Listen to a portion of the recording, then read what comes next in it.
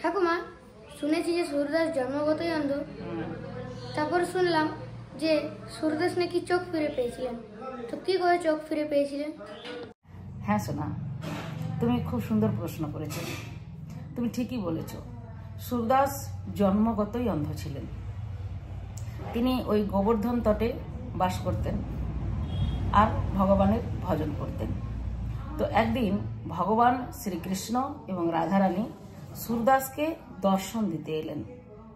তো রাধারানী গিয়ে সূর্যদাসের সামনে দাঁড়িয়েছেন, কিন্তু ভগবান শ্রীকৃষ্ণ তো জানেন যে সূর্যদাস তো জন্মগত অন্ধ। সূর্যদাস তো আর রাধারানীকে দেখতে পাচ্ছেন না। তো ভগবান কি করলেন, সূর্যদাসকে কিভাবে ইশারা করছেন দেখো।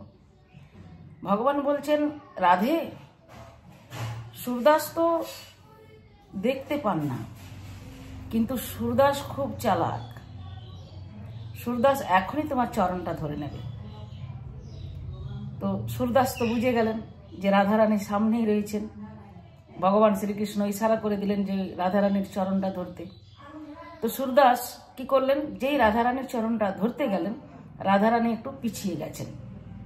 আর যেই রাধারানী পিছিয়ে গেছেন, ওই সূর্যদাসের রাধারানীর ওই নুপুরের মধ্যে হাতটা লেগেছেন, আর নুপুরটা হাতের মধ্যে চলে এসছেন।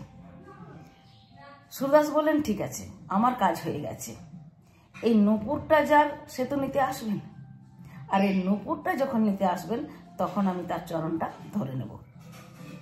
তো একদিন রাধারানী যখন ওই সূর্যদাসের কাছে নুপুরটা নিতে এসেছেন, তখন ওই সূর্যদাস বললেন, আমি এই নুপুরটা আমি নিজের হাতে তোমাকে পরিয়ে দেব।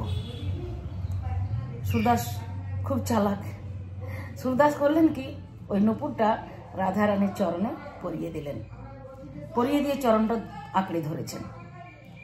তো রাধারানী বললেন যে, সূর্যদাস, তুমি খুব চালাক, আমি জানি।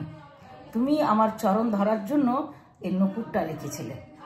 যাই হোক, আজকে তোমাকে আমি আশীর্বাদ করলাম, তুমি তোমার দৃষ্টি ফিরে পাবে। সূর্যদাস দৃষ্টি ফিরে পেলেন। দৃষ্টি যখন ফিরে পেলেন, তখন সূর্যদাস নয়ন ভরে, প্রাণ ভরে সে রাধা গোবিন্দের যুগল দর্শন করলেন।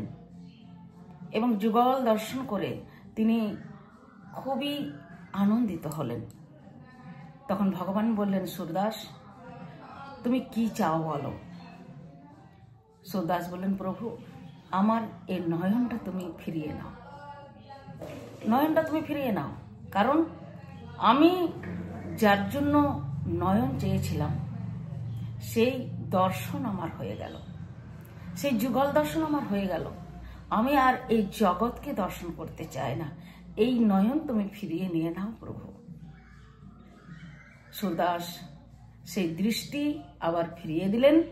আর সারা জীবন তিনি অন্ধ হয়ে থেকে, সারা জীবন যতদিন তিনি বেঁচে ছিলেন, ওই অন্ধ হয়েই তিনি ভগবানের ভজন করে গেছেন।